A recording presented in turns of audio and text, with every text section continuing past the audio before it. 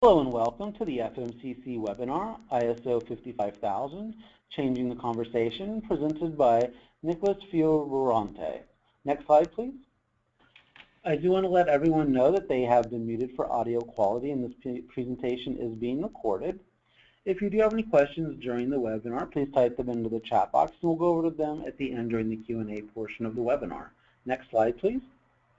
I do want to let everyone know the FMCC provides many services to the FM community, such as Ask the Expert, Find a Consultant, Locate a Speaker, and online educational resources. You may find more information at their website, fmcc.ifma.org. Next slide, please. Okay, I am your moderator, Joshua Amos, and Nicholas is our presenter for ISO 55000, Changing the Conversation. Next slide, please. And we do have a series of polls throughout this webinar, so we do appreciate your participation rather. And then also I do want to let everyone know at the end of the webinar there will be a survey for your feedback on the presentation. The board eagerly reviews those results, so please, I encourage you to partake. Next slide. And the next slide. There we go. And I want to go ahead and thank our sponsors for these webinars. And the next slide. Next slide. Great. And then also I want to point out we're trying out a new feature on this webinar. On the handout section on your control panel, I have uploaded a PDF of the PowerPoint, so if you do want a copy, you can just download it now during the presentation. Okay, at this time I'm going to go ahead and turn it over to Nicholas. Good day, everybody. I've been in the facility-related business for more years than I care to mention. And for the most part, whenever we discuss facilities at the management level, it's about maintenance and capital cost. Basically, facilities, buildings, tend to be viewed as liabilities that require constant funding. But facilities actually are on the asset side of an organization's balance sheet, not the liability side. To me, ISO 55000 is about changing the conversation around facilities to view the facilities, buildings, equipment as a source of revenue and a positive contributor to the organization's goals, and not as a liability that requires funding. But let's start today's discussion with a quick poll. I got a couple questions here to kind of set the background for us. Does your organization have a human resources department with policies and procedures for managing the organizational staff and employees? Josh, I'll let you run that poll.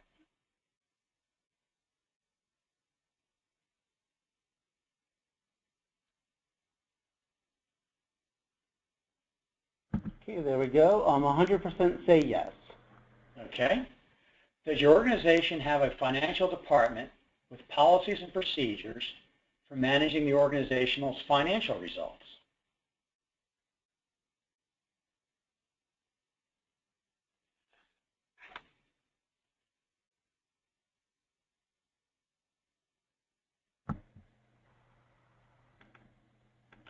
Okay, again, 100% on that one. Okay. Does your organization have a strategic business plan for achieving the organization's goals and objectives?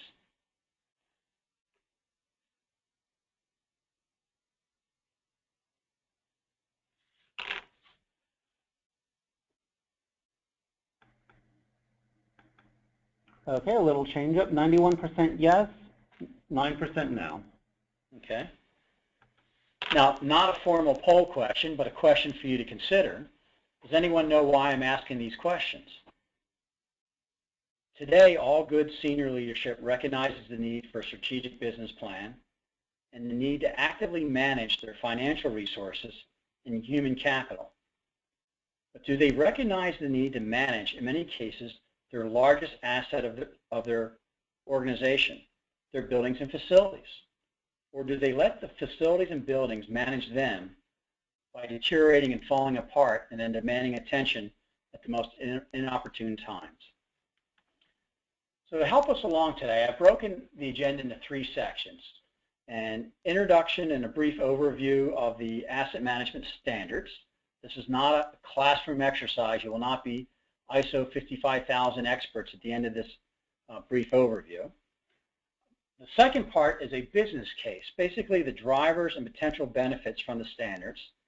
And finally, an overview of my view of the key elements of implementation of an asset management program.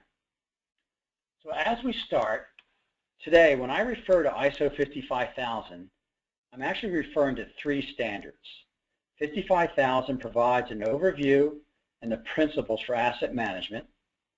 55001 expands upon the requirements for asset management and asset management systems.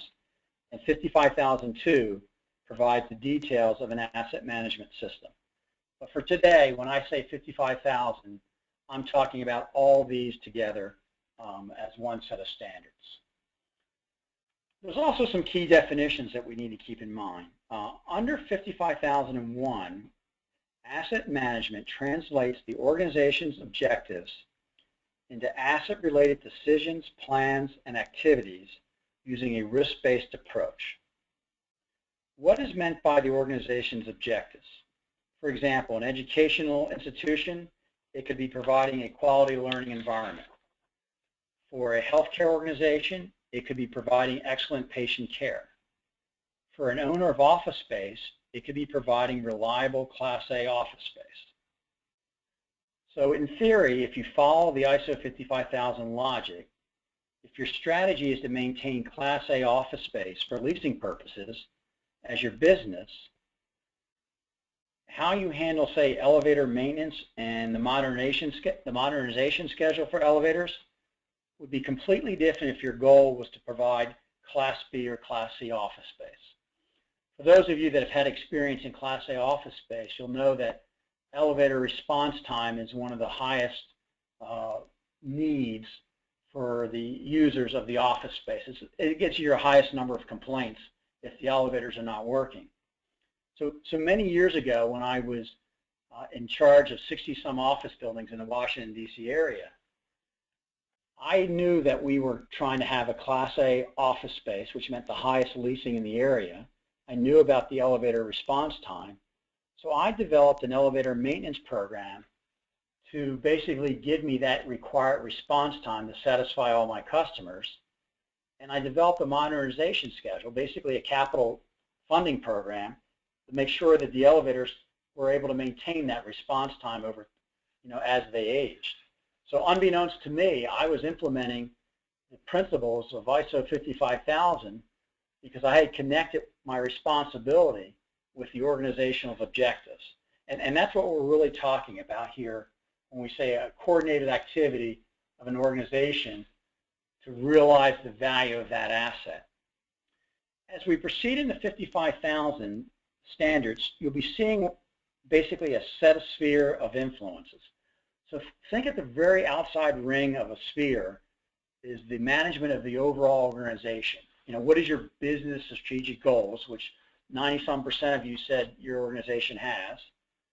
The next inner ring would be the strategy for the management of the assets. The next inner ring would be the systems that you use for your asset management. And then the most inner ring would be the assets of the organization.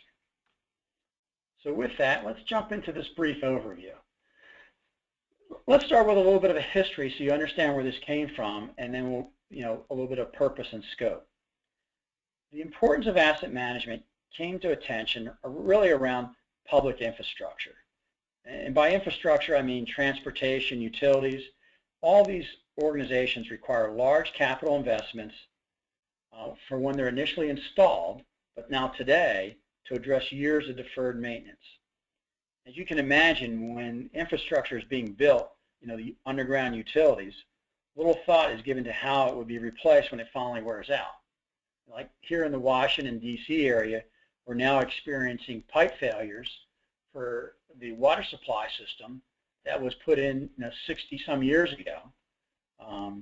And it really was given no thought that, one day in the future, I'm going to have to dig up all the roads to replace that piping. The same is true for infrastructure of large manufacturing operations. So the argument can be made that the need to balance aging infrastructure and the requirements for large capital investment drove the need for programs and procedures to what we now call asset management. The British standard, PAS 55, took these programs and procedures to a formal network, and then using PAS 55 with input from a broader set of industries and facilities, the ISO 55 standards were built. The standards provide an overview of asset management and asset management systems, and as with all standards, the ISO 55000 set provides structure and contents, principles and common practices, but did not limit flexibility in implementation. It gives you quite a bit of flexibility. The application or scope is well beyond infrastructure now, or heavy industries, or even asset-intense environments. But the standards are set so that any organization that wants to, and here's the key, any organization that wants to realize the benefits of its assets, whether it's schools, universities, healthcare organizations, and small to large corporate portfolios, can implement the ISO 55000 programs. As I indicated earlier, the buildings and facilities could be the largest asset of an organization. Let's take schools and universities as an example. Schools and universities do not really own their educational programs and teachers and professors. History is history, math is math, and educators are paid a salary. But they do own the buildings and facilities by which they deliver these services. So when you look at a balance sheet for a university, the assets, the buildings, the facilities, show up as a big dollar value on the asset side of the balance sheet. The educators and the curriculum do not even show up on the balance sheet. The ISO 55000 asset management lifecycle is really designed around the entire lifecycle process, from the initial planning and designing of a new building and facility or a piece of equipment, through the operations and maintenance and retirement of those pieces of equipment. However, the standards are structured so they can be implemented for the current needs of the organization and be built as the needs grow. For example, many running up-to-date organizations may just want to implement, the standard around the operations and maintenance portion for now, looking at retirement and planning and designing at a later stage. More importantly, the standards present the principles that an organization is better served when decisions are made around the entire life cycle process and not the next budget cycle. Here in the U.S. and many other portions of the world, too often we deal in the present, ignoring the future consequences. We evaluate performance of an organization based upon next quarter's profitability, not the long-term profitability of the company over 20 years. But the asset management life cycle is built around that long-term view. ISO 55000 sets out some key concepts, fundamentals for asset management. Value. Assets actually exist to add value to an organization. That is why they are acquired in the first place. Understanding how the asset supports the organization objective is key in understanding its value. Let me emphasize, buildings and facilities, and I can't say this enough, and if you get a chance, remind your CFO. When I used to work for that organization that had all those office buildings, whenever the CFO saw me in the hallway, he would duck into the nearest office to avoid talking to me because he saw his facility people as nothing more than liabilities. If we had implemented an ISO 55000 program way back in those decades, the CFO would have looked at me and said, here comes Nick down the hall. He runs my buildings. He generates revenue. So let me emphasize, building and facilities sit on the asset side of the balance sheet, not the liability. But most organizations, even today, treat and view their buildings as liabilities and not sources of revenue. ISO 55000 is about changing that viewpoint for senior managers to view the value of the organization. A key fundamental that's identified in the standards is taking the organization's objectives and developing procedures and tasks around assets to achieve those objectives. Imagine your focus as a facility engineer and manager if your senior leadership understood the impact of a chiller or cooling tower or in the organization's objectives. Your job would be much easier going in and saying, we need to overhaul our chiller because it affects performance, and the senior manager goes, oh yes, that's going to affect my bottom line revenue. How much is this going to cost? What's the benefit? In one part of the U.S. today, we are dealing with a Legionella outbreak from a hospital's cooling tower.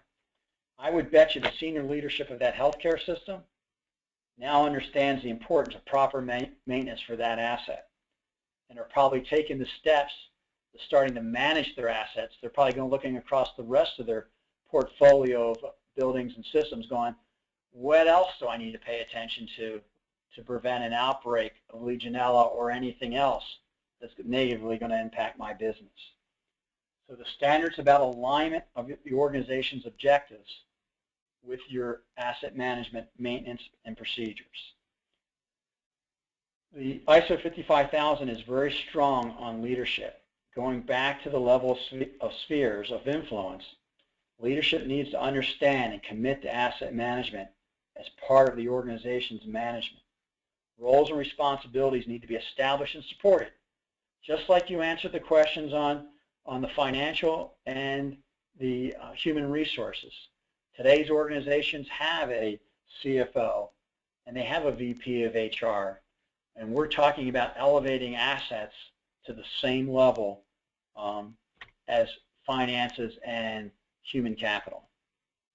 As with all ISO programs, you need assurance, a quality assurance program. As with governing any part of the organization, asset management needs assurances, processes that connect the objectives with performance of the assets, and monitoring and continuous improvement. And you will find that standards outline and propose concepts around quality assurance. The standard breaks the asset management system into several key elements. 55001 and 55002 expand upon these elements. These elements are what you need to consider in building your asset management strategy and systems. The first one, context of your organization. Again, remember we're trying to align the organizational vision, goals, and objectives and develop an objective mission around asset management. So you need to understand your overall context of your organization. What social, economical, and physical environments do your assets operate in? For example, does being green mean something to your organization? How does that fit in with your mission and your vision? And also you need input from your stakeholders in designing your asset management system. Again, back to leadership, you're going to need top management support and commitment. You're going to need, from the CEO, senior VPs, the executive suite are going to need to be on board if you intend to implement a full ISO 55000 program. You're going to need an asset management vision, a policy statement. So as you have a vision for your organization, and as we saw in the introduction, FMCC also has a vision statement. You're actually going to develop a policy vision statement for your assets. You need to define what role your assets have in the organization. Another key component of the standards is that you're going to need a process to develop your strategic asset management plan for your organization. Just like you have probably a formalized process for those 90% that answered for developing your strategic plan for your overall organization, you will need a formalized process for developing your strategy for asset management. You're going to need support. If you're out there and you've read the standard and you think you can do this just with your facility organization, I doubt it very much. You will need to define the resources to implement an asset management program, including training programs for all levels of the organization. Remember, asset management is much more than the maintenance of the asset, so you're involving people beyond just the facility staff. Just like your human capital, you have HR policies and you have HR training programs. The same will be true for asset management. Of course, you will need operational standards, procedures, processes for implementing your asset management objectives. There will be no such standard unless you had performance evaluations. You will need tools to track and measure your performance, and you also need a feedback and continuous improvement process to implement an asset management system under the ISO 55000 program. So let's take a break from the presentation and conduct another short poll, okay? A little bit of a repeat of what we covered before with a little different twist. Does your organization have a strategic business plan for achieving the organization's goals and objectives that currently addresses the management of the organization's assets, buildings, and facilities? I'll let you conduct that first poll.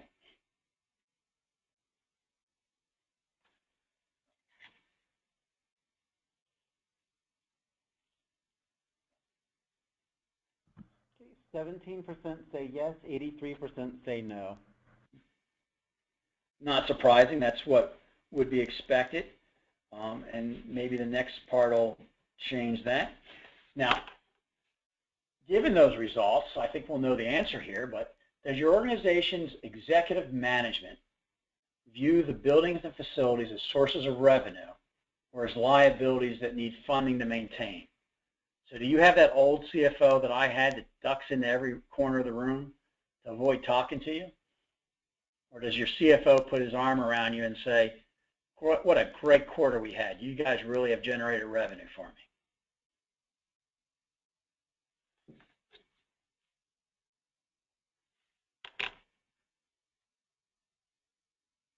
Okay, there we go. 33% yes, 67% no.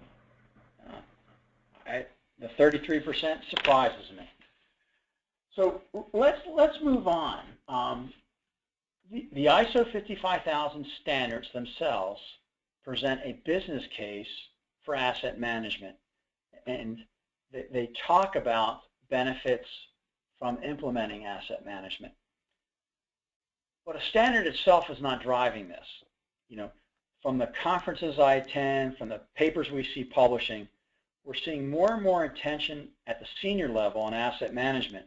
And I have to ask myself is, you know, what has changed after all these years of beating my head trying to tell, you know, senior management the importance of what needs to be done for their buildings? So what is driving the change? Why is senior management now interested in their facilities? And I'm sure some of you would say senior managers have always been interested, but from what perspective? A cost or a source of revenue? I would say that we're now experiencing something that has gradually been building for some time. First in the asset-intense environments, but now across all environments. Economic conditions continue to challenge all markets, whether you're corporate, manufacturing, healthcare, education. Competition is increasing as more organizations expand to address basically a still weak global performance that's impacting everyone's core business. As companies grow globally, there's now a strive to be more standardized and consistent around your production. So it's not acceptable anymore to say, you know, here's how we manufacture in Asia, here's how we manufacture in Europe, here's how we manufacture in the US. Global companies want consistency across their organization. And it's not just corporations. You know, many of the higher ed universities today operate in multiple environments, and they want to provide that quality education no matter where you're located. You know, here in the US and some other parts of the world, the healthcare environment is evolving. In fact, here in the US, you could say it's in a constant state of change for the foreseeable future. Healthcare represents a significant portion of our economy here in the US. You know, as with us, some countries are also dealing with an aging population, while others are dealing with a much younger population. But as we witnessed in recent times, health issues do not stop at a border, but travel with people from place to place. So there's new pressures on the healthcare industry to address not only their local needs, but almost, you could say, world needs. Okay. Education is all over the map, so to speak. Some schools are experiencing increasing costs with declining enrollment as the local population ages. Other schools are experiencing an influx of students, especially with special needs or maybe different needs. And higher education is also experiencing change in enrollment patterns driven by a wide range of factors. All these have driven senior management to look at their assets, their performance of their buildings, and saying, how can these now start helping me, giving all these factors? Now, the last three here is what us facility engineers and facilities managers have known for some time. Increasing deferred maintenance. We've let our infrastructure age to support our short-term goals. Some of us are in healthcare and education, universities, and even some corporations are dealing with buildings and facilities that are well beyond their life expectancy. And we're just going from fire drill to fire drill, so to speak, because of the amount of deferred maintenance. And in some parts of the world, we're also experiencing a decrease of skilled maintenance technicians. I know here in the States we deal with this quite a bit. Few of today's younger generations want to operate and maintain a building. They'd rather be building the next iPhone or the next app for the iPhone rather than learning how to design and operate an HVAC system. Finding someone to do maintenance on a boiler is becoming a big challenge. And the last thing that I've identified as changing management's view of assets is really around improvements in data collection and analysis tools. The building automation systems, the smart buildings. The old saying is you can't manage and improve what you can't measure. Today we have the ability to collect and analyze more data than ever on how our buildings and systems are performing. These are just a few of the drivers I see that are affecting senior managers' interest in asset management. There's also some things that are going on that I would throw more into the lifestyle changes that's also changing how buildings are being viewed. In the corporate world, actually we were talking about this prior to starting the conference. In the corporate world, we have less staff, but we demand more. So FM organizations are being tasked with creating environments that encourage the employees to want to come to work, stay longer, and be more productive. And workplace studies have identified trends that actually link the work environment to the performance of the employees. So maybe as FM service providers in the past, we always knew that the proper temperature, the proper airflow, the proper lighting, made our employees feel better, and thus they work, better and higher performance. We now have scientific studies that actually support what we've known for years. And the other things that are affecting the buildings and drawing management's attention is the concepts of global and community responsibility. As that continues to grow, many organizations now realize they have to be good, stewards of the environment, and you're going to see more and more focus on sustainability. In healthcare, we've become much more competitive. Today's consumers of healthcare are much more informed and involved in their care. We see specialized medical centers for issues involving emergency services, cancer treatment, all competing with local hospitals. And here we have doctors being absorbed in the healthcare systems. A hospital is no longer a hospital. It's a main hospital in dozens of small buildings. I remember when I was growing up, if a doctor told me I needed some type of medical care, surgery, I said, okay, and the doctor told me what hospital to go to. Now, if a doctor tells me I need something, I immediately jump on the internet and search out all the different options and treatment programs. I then research different expertise in the area, and I select the treatment I want and where I want to go. No longer do I just let the doctor tell me what to do. And that makes hospitals be viewed differently. They're a cash business. They don't know who's going to be sick and who's going to come in their door the next day. They have to attract their consumers to their buildings rather than just provide, standard care and assume that everybody was coming to them. The dynamics of education facilities are changing. More virtual learning environments, opportunities, less classroom, more emphasis on IT. A recent study showed that 70% of the learning occurs outside of the classroom in so-called third-party space. So if you're the facility director for a campus, no longer is the learning around the classrooms. It could be around the Starbucks or the cafe as being more important than that classroom. And then the big impact in lifestyles that I didn't list here is the impact of social media. It does not take long for what would have been a minor facility issue for a corporation, manufacturing, campus, or hospital to become a major PR nightmare. I go back to the Legionella outbreak. Just ask the senior leadership of that hospital, the impact of the media has in reporting this Legionella from a cooling tower today versus what it would have been 20 years ago. Okay? All these issues make the case for senior managers to aggressively manage their facilities versus having the facilities be viewed as a cost center and managing them.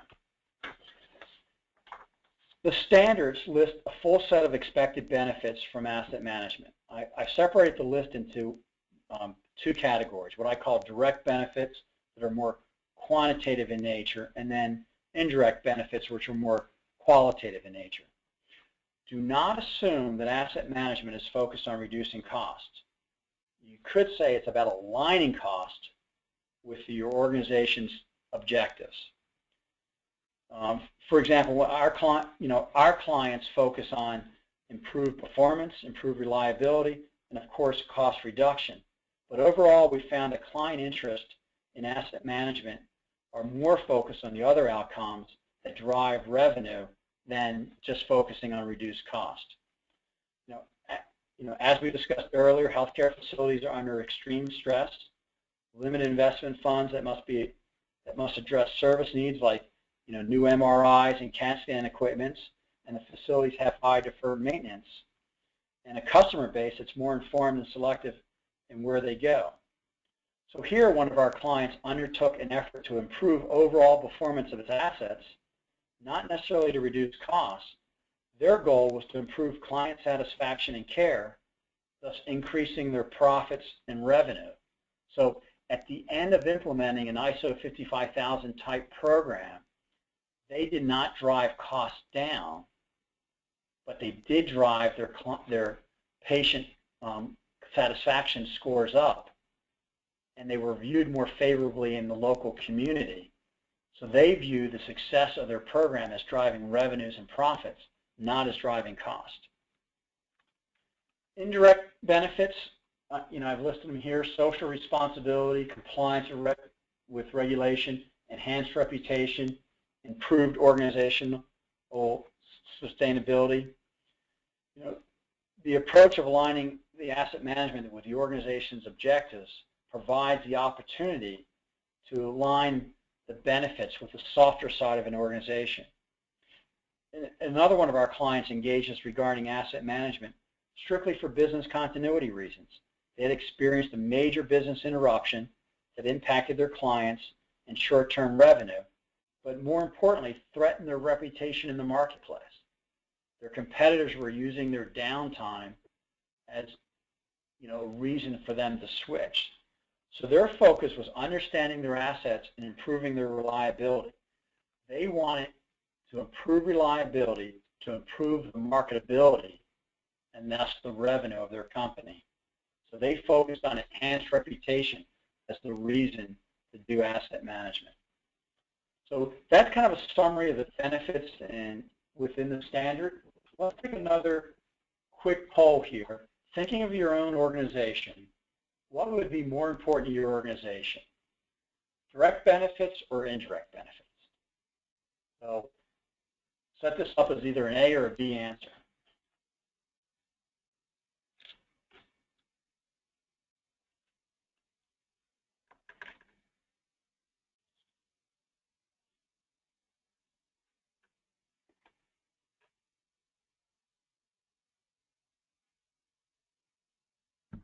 So we have 83% direct benefits, 17% indirect. Okay. Keep that in mind as I move to the next portion here. So the ISO standards focus on processes, procedures, quality assurance, and documentation. The standard leads to the development of an asset management program.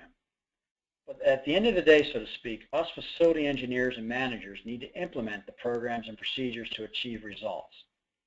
So for today, I'd like to show you, what does a program look like? So in this final segment, I outline my vision of an asset management program. And there, in my vision, there are basically 5 steps of an asset management program. Remember, the standards give you flexibility in designing your program. So I've looked at the procedures, an asset management strategy, a capital plan, a maintenance strategy, and a maintenance program. But I've given you an illustration here to understand how all this interacts. So if you look at the outer black box here, and hopefully you can see my pointer, that outer black box represents the ISO structure. It's the policies, procedures, and standards. It's going to tell you how to do all the blue boxes and all the red arrows.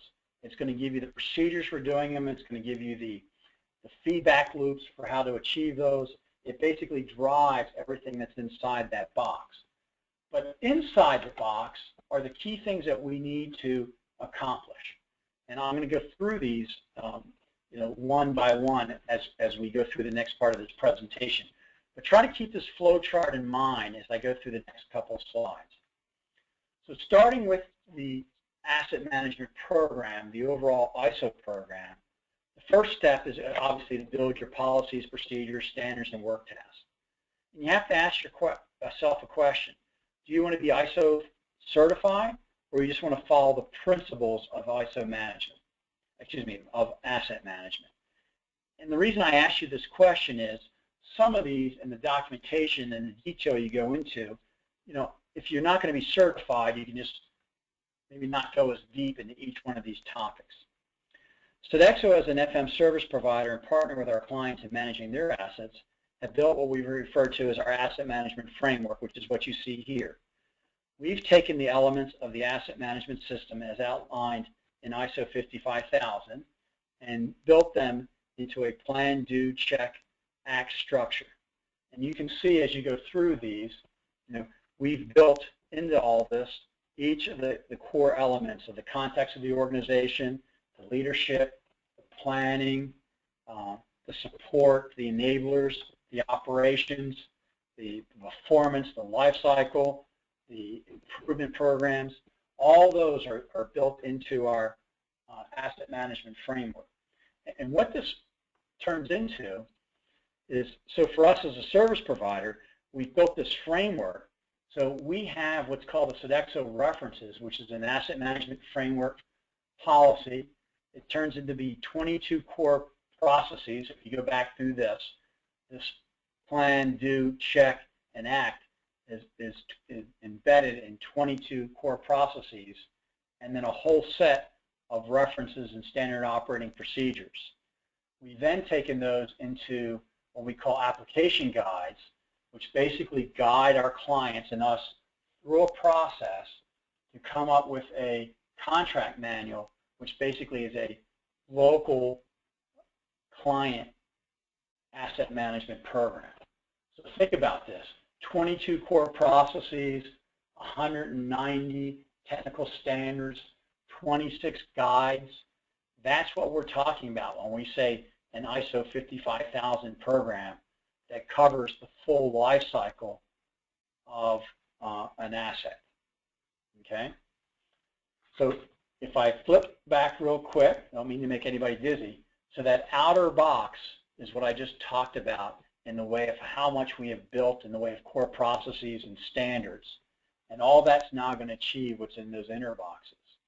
So jumping ahead, so the first step now is implementing your asset management program, is developing your asset management strategy.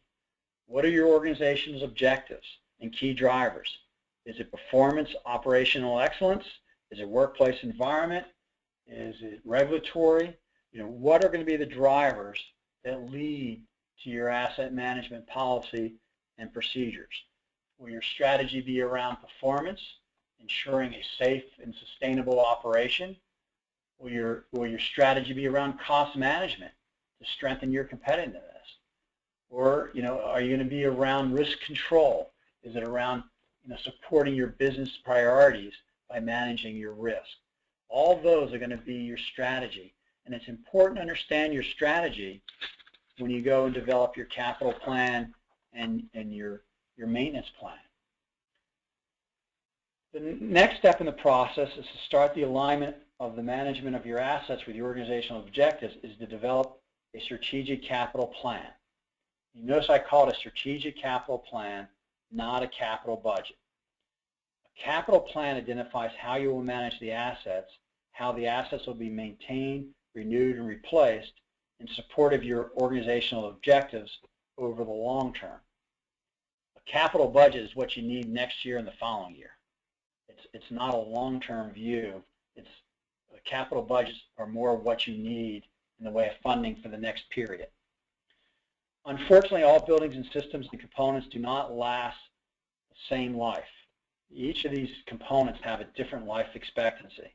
So a strategic capital plan needs to take into account all the building envelopes. You just can't do a capital plan at the outer wall level. You actually have to break it down to each of the components. Most organizations plan for the next budget cycle, but a strategic capital plan needs to be a living document that develops, grows, and evolves as the organization evolves with time. Sodexo I have partnered with VFA for their capital planning software. Their software is designed to support the development of an asset management plan by addressing several key factors. So you don't have to use the VFA software. That's just what we use. But the key factors here is what's important. What exactly are my assets? How are they being used with respect to my organization's objectives? What are the conditions of my assets with respect to the objectives? How much funding do I need, and when do I need to maintain my assets? Given that you may never have enough funding, how do I prioritize my needs? Okay, so I don't want to flip back to that flow chart, but if you have that flow chart in your mind, you notice there was a red arrow between your strategy down to a block that had both capital planning and maintenance. When you develop your capital plan, it's an iterative process. How much funding do I need? Will I have that funding?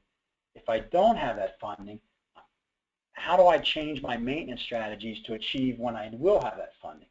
So you'll need to assess your assets. Okay? Each asset will need to be assessed with respect to its role in the organization, along with the impact it has from various maintenance strategies. So, what's the asset's criticality? What's its current performance? How does it affect reliability? How does this particular asset affect profitability and impact? And what's the impact of failure? And then what options do I have for maintaining it?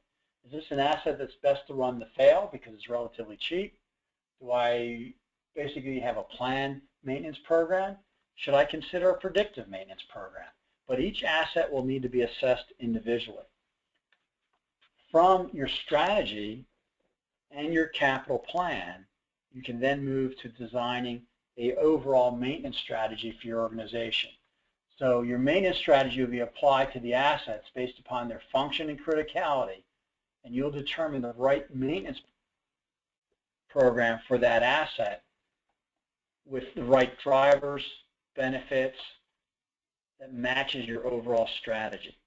So hopefully by now you're seeing that I'm building linking blocks together, and it's no longer, what's the best way of maintaining a piece of equipment to get its life cycle, the maximum amount of its life cycle. I'm thinking broader than that. I'm thinking about how does that life cycle support the organizational objectives. And then to wrap the whole thing up, you're going to need some sort of maintenance program to actually implement what you come up with in the way of your strategy. Sodexo uses Maximo. There's many CMMS systems out there. They're all, I hate to say it, they all have good features and bad features, but they're all pretty much the same in the end. They provide an asset management program, a work order management program. They manage your materials purchasing. The terminology now is more around enterprise asset management than CMMS, but you will need some software to manage the overall program. So back to my flow chart, in the end, an asset management program needs to provide feedback. So not only do I need to develop my asset management strategy, my capital plan integrated with a maintenance plan, and then the job orders and the work processes, I need feedback. When I go out and do maintenance, the results of that maintenance need to be fed back to my capital plan and maintenance plan and adjusted. The same thing with my building automation systems and our smart buildings. Schneider Electric sells something called Building Analytics. Siemens has a similar product. We need to take that data and do something with it. It's no longer acceptable just to collect building information. You have to use it. And you have to use it in a manner that gets back to capital planning and maintenance planning. So, basically, in summary here, this is my view of ISO 55000 and where it will take us with respect to asset management. We will have a corporate strategy for what we're trying to accomplish. An educational facility that provides, the premier education in the region. A healthcare facility that provides the highest quality healthcare for our patients. A corporation focused on, reputation, building on its revenue and its profitability. That strategy will then translate to how we look at and maintain our buildings. That building maintenance strategy, asset strategy will translate to a capital plan and a maintenance plan, which then will translate to how we actually implement it, and then we'll have feedback loops to assure that we're achieving our goal. So time for another poll, the last poll. Would your organization benefit from an asset management program? Now that you've heard my vision of one, would your organization benefit from one?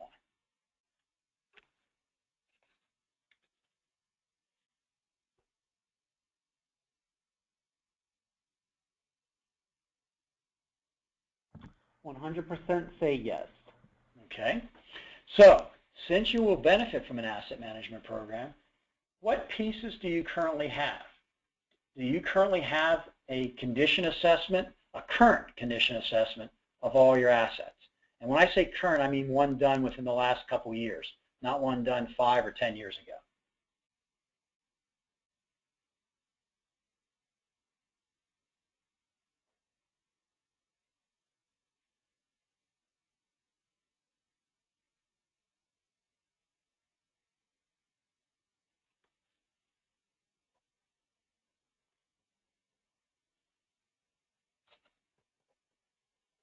Okay, so it's 20. Oh, you get the numbers for all three of those. Great. Yep. So 20% have a condition assessment, 20 have a current plan, and 20 have a current maintenance strategy. Okay, so given those results, I've allowed the last 10 minutes or here so for questions. How can I help you benefit from an asset management program? What can I tell you that would allow you to go back to your organization and say, we need to do this? So I will now open it for kind of general questions. Great. A lot of good information in that one, Nicholas. We do have a couple questions already. Everyone, if you do have a question, please type them into the chat box. Real quick, it says, for FM, as a provider, is the standard held at the organization level or contract level? As a service provider, we basically do it at the contract level. At Sodexo, we've basically set up 3 levels of contracts. We can be a service provider where the client is dictating their asset management program and we're providing it to them. Or we can take on responsibility of being an asset steward where we're advising them on how to maintain their assets. Or contractually, we can take on responsibility as the asset manager, where we'll take on the responsibility for those assets. So contractually is how we do it I think that's the question that's being asked. Great. And then it says, could you briefly explain what ISO management system is in general as contrasted with the regulations imposed by governments and outside organizations? Yeah, you know, like in healthcare, you know, we have a number of organizations that specify, you know, the healthcare environment. We have OSHA for safety, and generally, regulatory bodies establish safety benefits, performance benefits. Okay, the ISO standards are saying the benefits go beyond just safety. We want to manage the assets to achieve our organizational objectives. So if our organizational objectives is education, the asset management ISO standards are focused around achieving quality education, where regulatory standards say, you know, the classroom has to be safe. ASHRAE would say, you know, here's the air quality that needs to be done. So it's a little bit separate focus. But what we are seeing is some regulatory bodies now are accepting, you know, if you have an ISO 55000 program, you are giving credit for meeting some of the regulations. Hopefully that answered the question. Great. So does the ISO 55000 standard address the asset categories like ASTM Uniformat 2? No, it does not go into the detail under the uniform code that you're referring to. It's the ISO standards are a little bit higher level, and don't, you know, if you're looking at the ISO 55000 program to tell you how to do maintenance of an asset and how to classify an asset's criticality, that's not in the program. What is in the program is you need procedures and policies to accomplish that task. So it's a little bit higher level than actually, I think, where you're trying to get to. Great. So how does ISO 55000 integrate with other standards to eliminate the requirement for multiple audit reviews, etc.?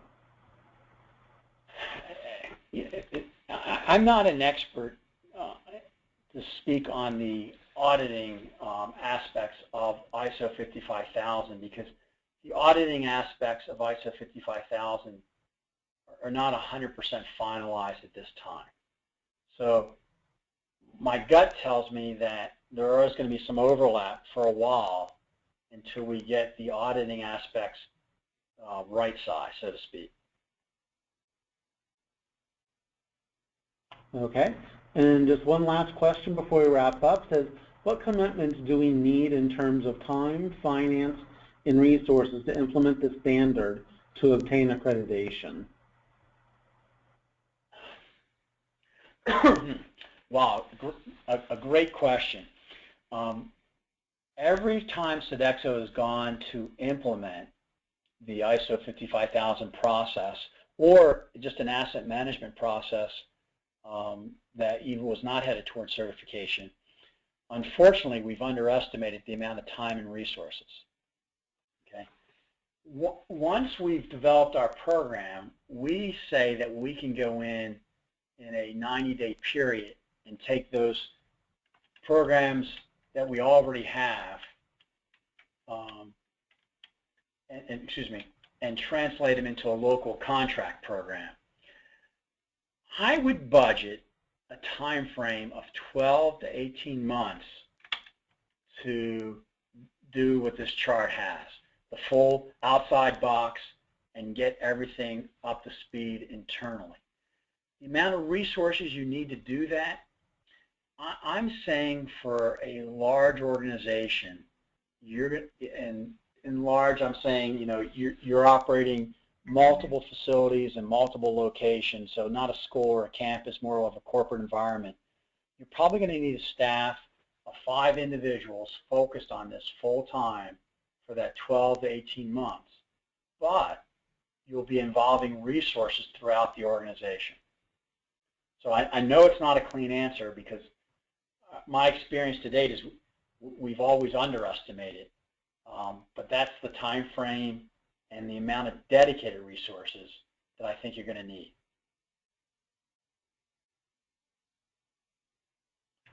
Okay, excellent. If you want to just move to the last couple slides, we'll go ahead and wrap this up. Okay. And then again, anybody that wanted a copy of the PowerPoint, again, in the control panel, there is a PDF version of it, and Nicholas's contact information, as you can see on the screen, is in there. Yeah, if anyone has an additional question that you want to email to me, I'll be happy to try to address it. Excellent, great, thank you for that. And the next slide. Yep. We do want to let everyone know of the upcoming webinars, and the next webinar, as you can see on the screen, is Pay Me Now or Pay Me a Lot More Later, how to get the budget you need to prevent catastrophes, not clean them up. A registration link will be sent out shortly for everyone to register for that one. We look forward to seeing you on that. Next slide, please. Well, if I may, I'd like to point out that I will be at the October World Place conference. So if you're there in Denver, you're welcome to stop by and ask me more questions. Excellent. Are you presenting or are you just attending? I am presenting asset management again. Oh, excellent. Do you know what your session number is by chance? I will look it up here quickly. Okay. It's on Friday, and it is 8.02. 8.02 on Friday. Oh, excellent. And yes, a copy of the recording will be made available. And then FMCC does like to make you all aware of the other councils that are out there that are great resources for you. And you can get most of them at the IFMA.org website. And the next slide, please. Nicholas, I want to thank you very much for a great presentation, very informative, and I want to thank all of our attendees for joining us today. Have a good day, everyone. Bye-bye.